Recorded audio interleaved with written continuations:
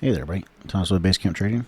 It is Tuesday, August 4th, and we're going to take a look here at AVGO. This is a trade that we had on overnight, went long yesterday off of the daily hammer, and I posted this up on X as well. If you follow me on @TradesWithTom, you would see it there.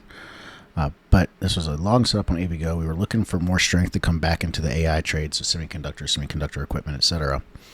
And we wanted to see the pop. So we were watching for the hammer, and then we wanted to see the breakout of 400. This is what we swung overnight, the August 420 Cs, and then we closed those this morning at about 111% profit. And now I'm holding the September expiration calls, and those are currently up about 25%. So we rolled from the August to the September because we want to allow this to have time to run.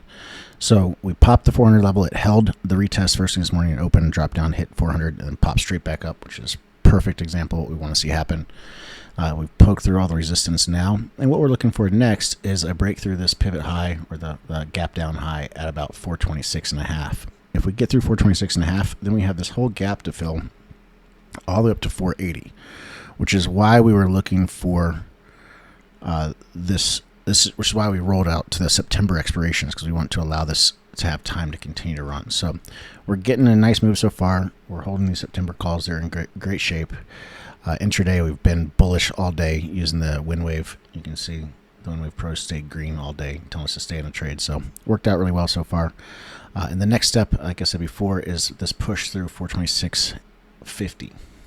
Now, like I said, I did post this on X yesterday, and this is what it looked like yesterday when I posted it. You can see where we were at on the chart. AVGO forming a hammer on the daily, but still inside the consolidation, watching for that 400 breakout. And you can see it was at about 2 o'clock yesterday on the 3rd. So overall, not a bad move so far. Overall, looking really good. We're seeing a lot of strength.